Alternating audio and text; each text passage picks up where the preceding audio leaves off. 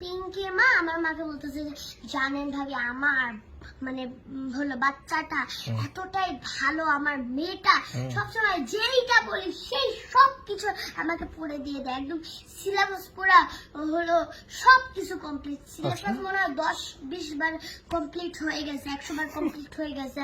আমার মানে যেই মেয়েটা যেটা দিই সেটা খাই, ডিম খায়, সবজি খায়, মাছ খায়, মাংস খায়, এক্সেট্রা সব খাই ফেলবে, সব খাই ফেলবে।